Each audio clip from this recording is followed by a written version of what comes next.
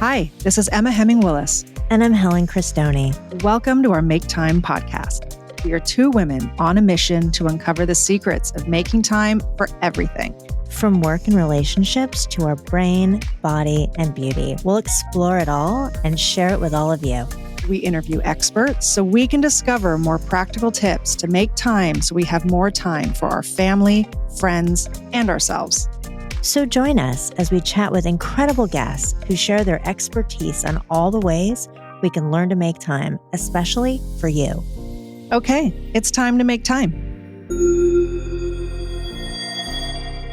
Welcome, everyone, back to Season 3 of the Make Time podcast. I am your co-host, Emma Heming Willis.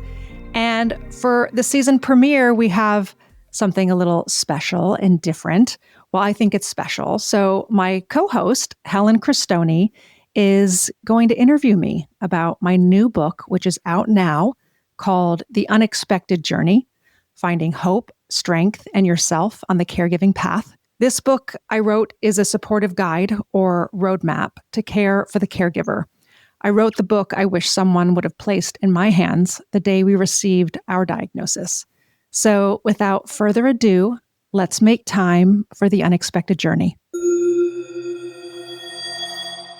Hi, welcome to Season 3 of the Make Time podcast. And today we're going to do something a little different. I'm so excited to be interviewing Emma today on the release of her book, The Unexpected Journey, which has been such a journey for you to write this book. Mm-hmm. I'm so thrilled that you read it, and I'm happy that you also liked it. Oh my God. What a relief. I am just so proud of you. And I love this book, Emma. Thank you. You're welcome. Thank you. And so for just so you guys know, like Emma has really worked so hard on this, and it's been beautiful to watch you go through this journey on the unexpected journey. So let's just get into it. Oh yeah, no, good. Ask away. Yes, go. So, the unexpected journey was a tool for people that are going through a care partner journey. So tell everybody that's listening, why is it so important that we're taking care of the care partner? Well, care partners, being a caregiver, it's a very isolating journey. And caregivers are really unseen. And I knew that, I felt that, I realized that. And I really wanted to write a supportive, helpful guide, like a roadmap to help the next caregiver. What I realized really early on, especially once we got Bruce's FTD diagnosis, was that we left that appointment without anything. You would think that you would receive some kind of guidance or help, but there was nothing. FTD comes with no treatment. It comes with no cure. It comes with a check back in a couple months. That is what we were given. And when I left, it was just a very traumatic experience. And from that, once I was able to sort of wrap myself and pick myself back up again, I was able to start putting experts and specialists around us to really help support me as a caregiver, help support Bruce, help support our two young daughters, our family. And I realized that I was, gathering so much information that I knew other caregivers might not have. And this was a way to take what I have learned, bring in the experts, and be able to pass it on to the next caregiver. Yeah. And I think what was so beautiful, like you start chapter 1 of the book is your love story with Bruce. And as someone, just taking in the book for the first time, I felt like it was so beautiful to start there with you. And it really brought me in. And I mean, I'm your friend, and I've been kind of walking some of this through you, but like really it just was so beautiful to start this unexpected journey with you when you're reading this book. And I just want to just thank you for, bringing people in, including myself, into just the magic of your relationship? I think it was important to start there because FTD clouds everything, and it can feel very dark and lonely, and you can only sometimes just focus on that. And I wanted to remember that we have a whole life. We had a whole life prior to Bruce's diagnosis. And I wanted to really be able to bring that back, just to sort of open it up so that people could understand, our connection, and that hopefully that they could remember theirs to their person. It was one of the hardest chapters was to write that love story because I really did have to pull myself out from where I am today to look at where we started. And I had to really remember. And it was so beautiful to be beautiful and heartbreaking and sad to revisit that time because that is such a different chapter in our lives. Yeah. But it was important. And I'm really happy that I started the book that way. I love going back to read it, and it makes me happy. It was really like, it was very fulfilling for my heart to start there. And I think that when everyone gets the opportunity to read the book, like you guys will too, the love story is really magical. And I'm just very happy that I was able to participate in reading it. It was just really a great place to start this. And then,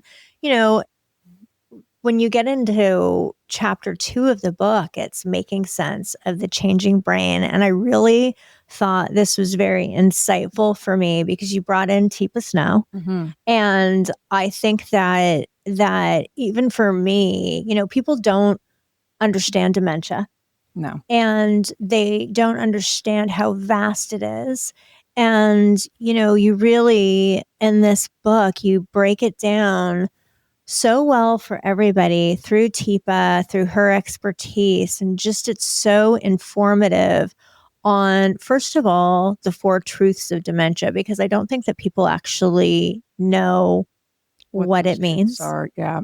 So for people who don't know, Teepa Snow is a dementia care specialist. She's someone that I've leaned on to sort of help me fine tune my caregiving skills. And she's just a wealth of knowledge. And there was a book that I read from her. And for me, that was a really important read because then I really understood that it's important to understand what is happening in the brain, and that when someone is doing or acting different, it's not by choice.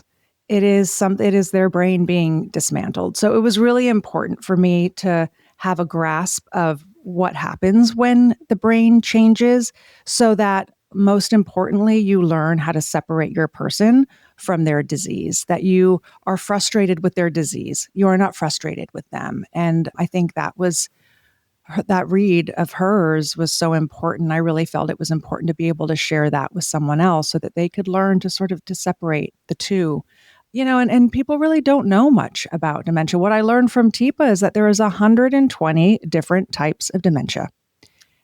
How crazy is that? And I think that it's so interesting because, I was with Emma at a conference, and we had recently lost my mother-in-law. And it was in that conference, they were talking about a form of FTD.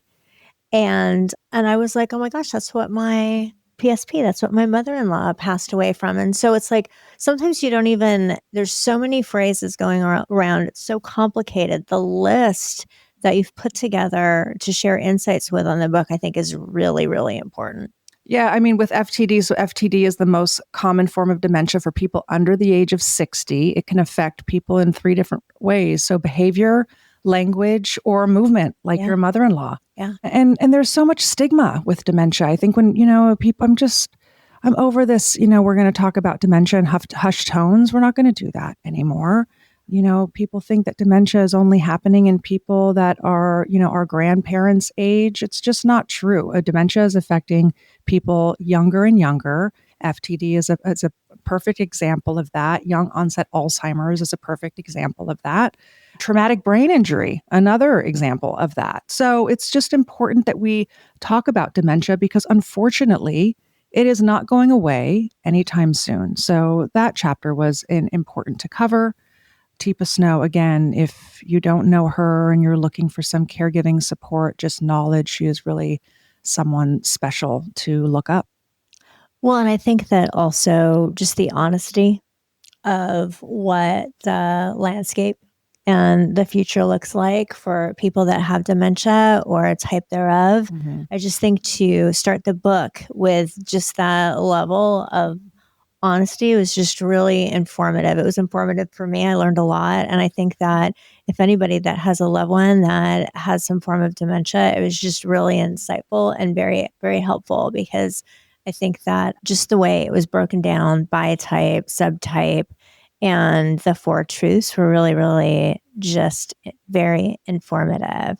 So, then, I know that building community has been so important for you and finding that. And it's been actually, as your friend, it's just been beautiful to see you really dig in to community. So just talk to us a little bit about that chapter. Early on, I really didn't have a community. I didn't know that you were allowed to lean on a community, talk to other people. Again, this road of being a caregiver, walking through this journey of dementia is very isolating. And I had zero communication really with anyone.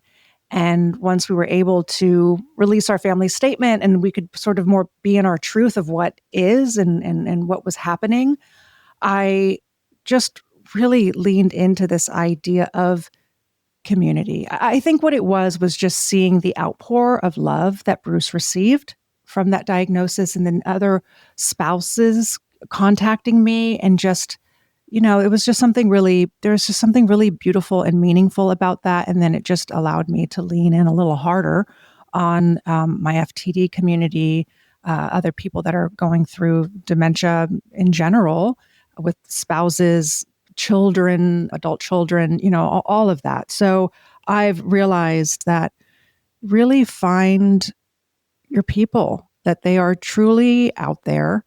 There are, groups that you can go into. There are ways to find your people so that, you can talk and feel seen and not feel judged or misunderstood. It's really important to find people that you trust, that you can talk to, that get it. When I was reading this chapter, I think that one thing that struck me was, everyone goes on unexpected journeys at some point in their life, and I think that this finding your community and connection could just be translated into so many things. And so I really think that it was very beautiful for me to read. And I really think that so many people can get so much out of just how to reach out, find people that are going through something similar to you, and just build some connections. I thought it was just so beautiful. Then we had, and I love this chapter because it's Make Time podcast, that you really dug into making time and how important that is when you're a caregiver or a care partner. Yeah, it's so easy to, well, I'll speak for myself, I just lost myself in my caregiving journey completely, because, we are doing so much. We are handling so much. We also have two young daughters. So it's easy in general, as women, we put ourselves last on our list. And especially if you add being a caregiver on there too, it is, you are caring for someone else. Like their lives are literally in your hands. So it's so easy for caregivers to put ourselves on the back burner.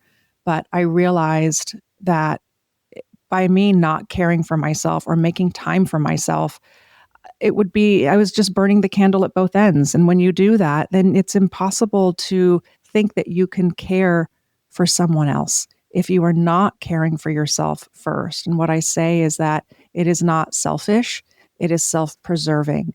And we want to care for our people. We want to show up for them and for our children and, for our friends and our family. But we really have to think about ourselves. And for me, it was about, my health, making time to find hobbies, just to be able to disconnect a little bit from the world of being a caregiver.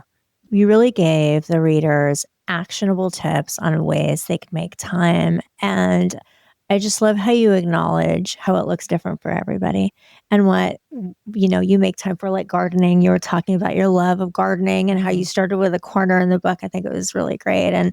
And what this might look like to other people that are going through this, And so I think that the making time chapter was really great. And I loved the actionable tips.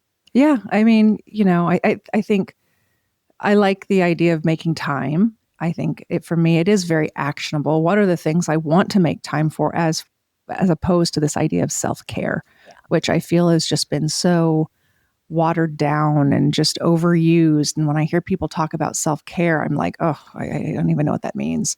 But making time is actionable. There are, what are the things that we want to make time for? And again, for me, I love, my form of meditation is gardening, getting out there, weeding, planting, just having something that feels very much in my control, which is really nice. But yeah, I give a lot of tips and ideas because sometimes you just, it's just sometimes so hard as a caregiver to think about all the things. That's why I tried to list ideas because sometimes that's all I want. I'm like, can someone just tell me what to do?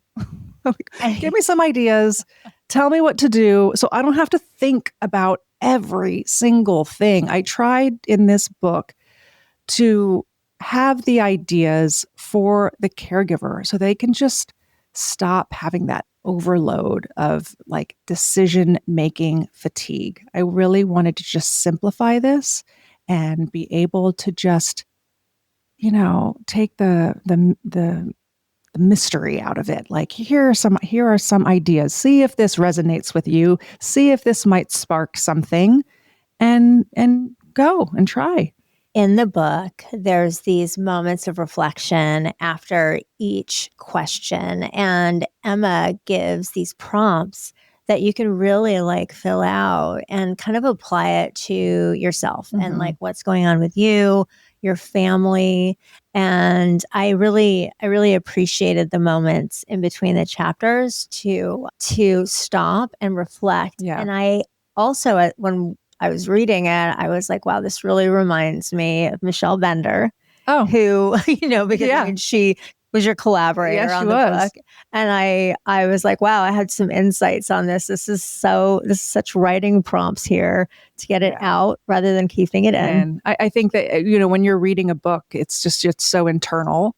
And we wanted to also be able to make it external as well. And we talk, one of the tips I talk about is journaling and being able to write or in general, instead of keeping things in, it is better out than in. So whatever that is, if it's talking to someone, if it's writing, we have some of these prompts that allows you to just write on the pages of the book and, just sort of make it kind of like a workbook, something that's actionable, not something that just you read and then you have forgotten about, Yeah, I thought it was really great. And I love that I had some like insight, even though I didn't know that I had insight on where it came from. I was like, yes, Michelle and Emma really like leaned in here on the prompts and getting people thinking about what's going on with them personally. And so it's great how you can really like just put your own stuff down and like make it about your personal situation. And you really gave people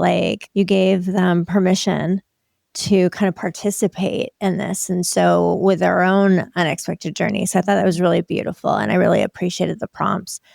And then as your friend, when you were really digging into the emotional roller coaster that this has been, and just everything from shock, trauma, ambiguous grief, guilt. I mean, you really were anger, resentment, all the things. I mean, you really went there. Yeah, I went there. I really was like, I thought it was so helpful. Yeah. Because people you just don't know what people are dealing with. We walk through this society and nobody really understands kind of like what's going on with people personally, what things that they're taking care of at home.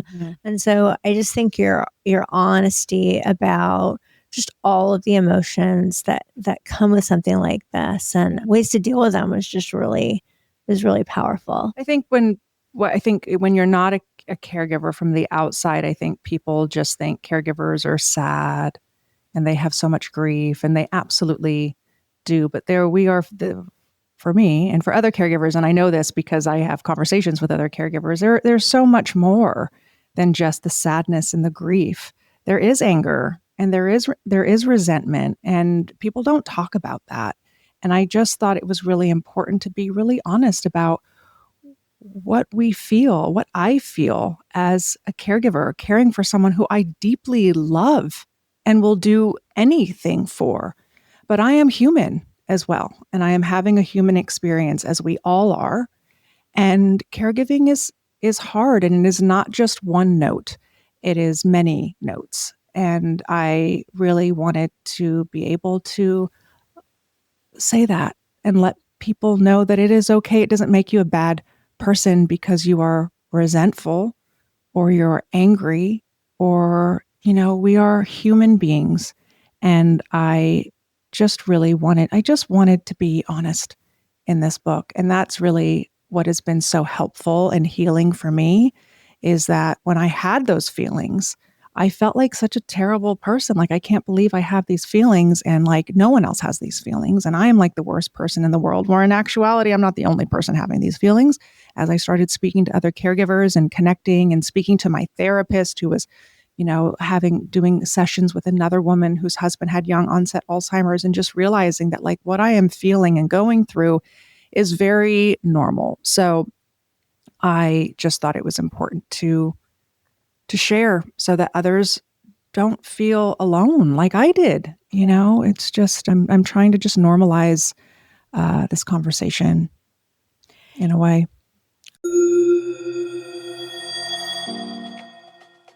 Hello, lovely ladies. This is Helen Christoni, and I am co-founder of Make Time Wellness.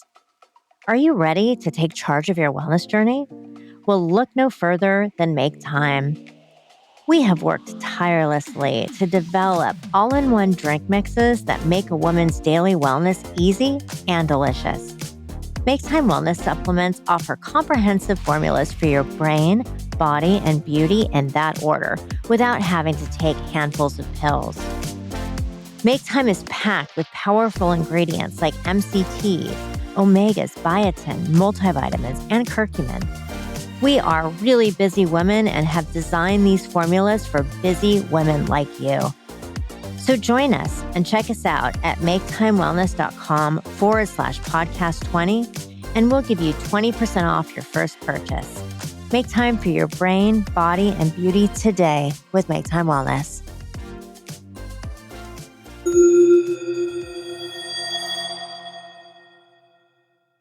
I think that also, I said this before, like when people go on an unexpected journey, that you just don't have there's not a toolkit or a guidebook for this sort of thing. And so I think just allowing yourself to just be so open about all the different feelings that are coming up and have come and gone or come back up. I just think it just really gives people permission. You know, so I think that was just I was really touched by that chapter. I feel like that's what this book is really about, is just giving permission on many different levels to be able to feel what you feel, permission to know that it's okay to ask for help and that you're not a failure if you do. I needed so much permission. I didn't realize that. I needed, Bruce's neurologist or a friend or another caregiver to tell me certain things that I didn't know was okay. And so I wanted to be able to take not just my voice, but the voice of other care partners and the voice of experts and specialists. It's not just me saying, oh, you must make time and care for yourself. There is also all the experts in this book that really lend their voice and give caregivers permission. And to hear it from someone else, I thought was really important for me. And I felt like that would be important and of service to someone else too. Yeah, I really thought it was beautiful and very honest and pragmatic. Very pragmatic. It's funny, when you had read the book and then my other friend Tracy read the book, and that was the word that came in on the same day, was that the book is very pragmatic. And I'm like, that is the way my brain works. Yes, definitely. Make it make sense. Yeah, it's definitely like a journey of you putting really tangible things to this conversation. And I think that it was just super helpful. And one of my favorite chapters in the book was about parenting while caregiving. I'm so happy that you loved that chapter. My favorite chapter, because I think that there are other people's involved. Like you always say, this is like a family's diagnosis. This is a family's disease, and it just affects everybody. And, really leaning into how to have these conversations with kids, no matter the age, and no matter what it is. I mean, yes, obviously this book is a very FTD dementia focused book, but I thought that chapter was helpful when you are talking to a child about really anything. Anything unexpected. I mean, I think that's like a reoccurring thing for me in this book. Is like there's a lot of things, and in this book where I could apply it to my own life, to lives of my friends and people that I know. Like, what a resource! But as it really relates to the kids, just the way you broke it down by age group, and kind of gave tips on how much or how little and when to really like share with children what's going on. And I really just thought it was very, very helpful, because it's like everyone tries to protect their children, of course, from difficult things. And I think that, some of the insights from your own experience with Mabel and Evelyn in this book, and things like Evelyn with, when she talks about how people that have dementia can get dehydrated. And I mean, there's some beauty in this journey, and kids are so resilient. And this was one of my favorite chapters in the book. And I think the toolkit that you've provided here is very valuable. So the expert that helped with that was Megan Graham, and she is someone that has been super instrumental for me being able to, help navigate our two young children through this, and to really help me understand how to communicate with them properly. Because what I wanted to do was just lie about it. I mean, like it's, you want to protect your kids. But what I have realized and what I have learned is that it is, as hard as these conversations are, it is so important to be honest. I'm going to cry. It's so important to be honest with our children. And again, these are hard conversations, but important ones to have. And I feel like Megan did a really great job with sort of breaking down the ages, how to approach, these certain conversations. And I really loved that chapter too. There was a little pushback on that chapter, which I pushed back on that one too, because I just think, my book is about a young onset dementia, FTD. And what happens to most families navigating FTD is that you have young children. And even with young onset Alzheimer's, you have young children. So I know that there is going to be a community of people within my FTD community, within the young onset Alzheimer's community, that will pick up this book, and that chapter is there for them. And what's beautiful, I think, about this book, and I say it, is that you don't have to read this book from page 1 to the end. You can read it as you see fit, whatever chapter feels right for you. And if you are not navigating young children through this diagnosis, you can skip that chapter. Yeah. And I was talking to Emma earlier about this, is that sometimes like that advice can be, used on people of all ages, despite what they can handle, like how much or how little. Because I think when people are in the middle of a crisis, like you're only so able sometimes. So I think there's just really great information, not only for kids, but also for grown adults, or adult children. So I think one thing, it has been so difficult for you to, bring in help And I think that it's been like in the kinds of help and the way you did it and the way you explained it in the book, I just thought that I think allowing people, and this kind of goes also with letting friends and family take care of you, just like bringing people in and saying like, I need help, first of all, is so hard for so many. Oh, we all want to be self-sufficient. We don't want to burden anyone else. We want to take everything on ourselves. And, that's what I thought that I must do. It is my duty to, if I ask anyone for help. It wasn't even in my thought process. It was like, I have this. I'm going to figure this out. But what I realized is that caregiving is not a solo mission, and we shouldn't be doing this alone. And it is important for us to be given the permission to know that it's okay to ask for help. And a neurologist, one of Bruce's neurologists, says that, it's time. You need to start figuring this out in a different way than how you are doing it, because it is not sustainable to be able to do it by yourself. So my message to caregivers is that the sooner that you can start wrapping your head around asking for help, allowing family and friends to really come in and help when they are asking, well, if there's anything I can do, please let me know, that you will say, actually, there is. I need help. And it's okay to ask for help. And people do want to help. They do want to be of service. They do want to help you. And you have to trust that and honor that too. And, I think of my husband in so many ways. He loved having more help. We need more people. We need more this. We need more that. And, I just have that in my head, like where I want to do it all on my own because that's how I was raised. Yeah. He's like, no, bring in the help, bring in the people, bring in the troops. I love it. I think that, one thing about I think the messaging for me, it was very clear. And I loved how you kept coming back to that.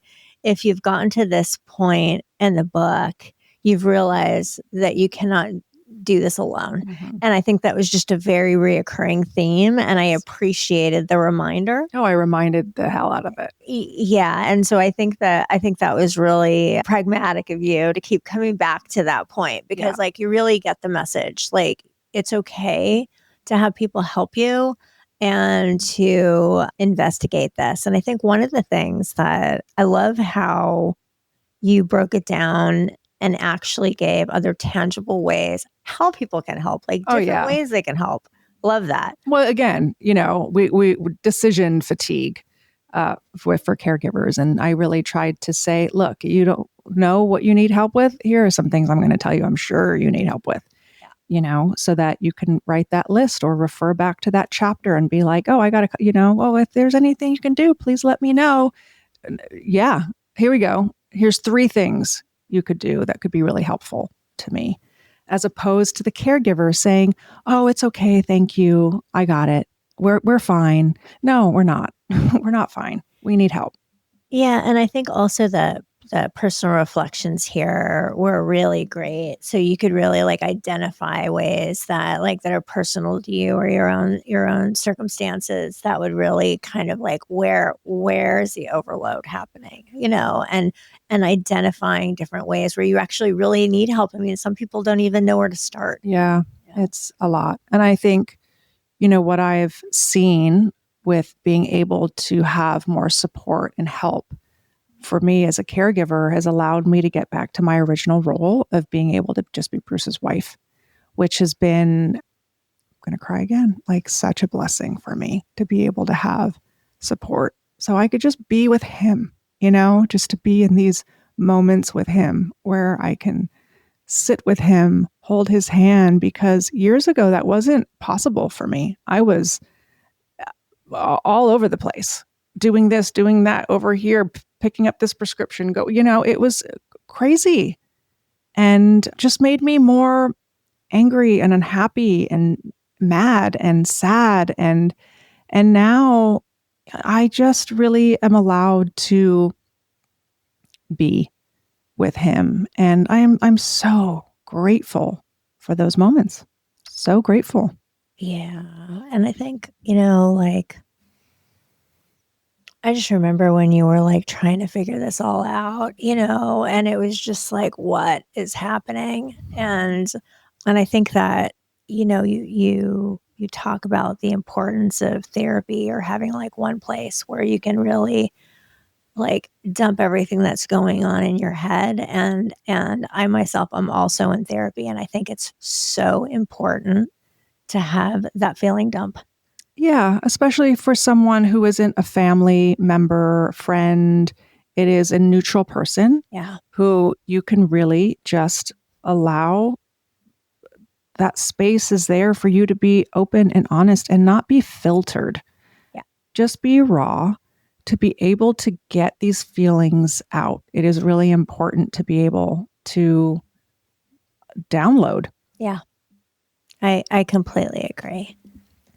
And so I think that, the reframing the journey conversation that you have here in chapter 10 was very powerful. Mm-hmm.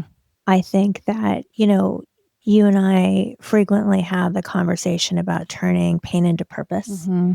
and really having that be the opportunity. And so I think that, just the ways you can reframe things, the reframing every day. You talked about how you like wake up and you're intentional about being grateful and like what can you do that day to make a difference with purpose. And I think that intentional piece, like wrapping it up there, Mm-hmm. was very important to me because a lot of people, I think, like are just so run over by illness, being a care partner, when things go sideways in life, that just setting some intentions and being directional can be so important to them. So can you talk a little bit about, the advocacy that you do and how you've really pivoted? Because I've had a front seat to this, so I think it's important. Yeah, I think what it was I realized that I had a choice, and where I was at and feeling was just really dark. It was just a really dark, sad time. And I really had to pull myself out of it. I had to make the choice to pull myself out of that. It's not that I don't still have sadness and grief and trauma and it's all there. It's all right here all the time. But I have also learned and realized that it's okay to also bring in joy and fun and laughter. And that also that my husband would want that for not only me, but for our two young children. And I needed to find a way, I needed to learn how to balance these two. And what I realized was that, what were those things that could help balance that? And the advocacy has been really important for me to be able to connect deeper with a community, to be able to give back in a way has really balanced things for me, to be able to have some meaning out of something that feels really hard and terrible. I wanted to be able to take it and just give FTD, just tell it, fuck off. Excuse my language. But, like you're not going to keep putting us in a corner. You're not going to take down our whole family. That's not going to happen. We are going to write our story. FTD is not going to write our story. And this is how I'm going to take some of our power back. And, that has really been such a motivator to me. And to be able to help someone else, God, geez, it feels so good. Yeah. It really does. And again, like, what I say in the book is that, if you are not ready to reframe this journey, I get it. And you also don't have to read that chapter. You can wait. And then when you feel ready, just take a peek and see ways to be able to reframe. It's not this toxic positivity type thing. You do have to be ready for it. It's funny. I was just in Sacramento yesterday amongst other advocates. And, we were there, we were outside, we were taking a picture, and we were like laughing and hugging and smiling. And I just thought like, oh my God, like it's so beautiful to see them, in this place where they can, we are sad and we are unhappy, but we're also just so joyful and together and smiling with each other. And there was a point in my life where I never thought I would be able to be happy. I did not think that I could get there. So I understand that when you start this journey, it feels so dark and you really don't believe that there will be light at this tunnel or cracks of light. But I promise you that there will, but you just have to be open to be able to allow it in, to bring it in. But you also have to be ready for that. And again, in those early times, I was not ready for that. And I can't believe that here I am now where I've learned to live and laugh and be able to be present in my life while also grieving. Yeah. We're incredible human beings. We are a lot stronger than we think. We are so capable of so much. So that's part of the reframe chapter. And I agree with you. We are built from so much that we are capable of so much. Mm-hmm. And so I think just kind of giving yourself a break and actually believing in yourself also that you can just walk through this, one step at a time. So I think after reading this book, my takeaway, Emma, is that this is such a beautiful tool for people. And, dementia is everybody's story. Like it touches everyone in some way. And, I lost my grandmother to dementia. I was much younger. And I wish that someone had given me this book, because it would have helped me understand what I was feeling, what she was going through, and all the beautiful people around her, that I was so, so grateful for. It would have really it would have been so helpful for me then. And then also with Tim's mom. Yeah. I think that with Tim's mom, this book would have been really helpful for Tim, for myself, for her beautiful husband that was her care partner. And so I think that for people, like if you know somebody that is on this path, or has someone in their life that has dementia, what a beautiful tool that you've written for people. I mean, I wish someone would have put that in my hand when we walked out of that doctor. So that's the deal. I mean, I wrote the book that I wish someone would have handed me the day that we received our diagnosis of FTD. Again, we left with nothing, no support, no nothing. And, I really had to just sort of figure that out. And I was able to. And, I really believe that it is a supportive roadmap, a supportive guide to help the next caregiver. And it's helped me immensely. It's been so healing to write. I enjoyed this process of writing this book so much. I'm really proud of the book. I really do believe if it's helped me, it's going to help someone else. The specialists, the experts that we have in this book are just, so insightful, so so top notch, and people don't have the energy, the time, sometimes the resources to be able to access. And, honestly, because of who Bruce is, we have access that some people don't. Yeah. And I wanted to be able to share that with others. And so I'm happy you liked the book. I hope our listeners will like it too. I love the book. Another descriptor. I love the book. Thank you. I love you. Thank you so much. Thank you. I'm so proud. Thank you very much. All right. And so while we're wrapping up today, I'm going to ask you what we ask everybody when we wrap up this podcast. Emma, what are you not making time for that you're going to commit to making time for today? I think that, again, it is so easy for me to revert back to isolation, to not reaching out. I'm not really talking a full game in this book. I mean, I am not some enlightened caregiver doing it perfectly and I got it all figured out. I don't have it figured out. I am navigating this in real time.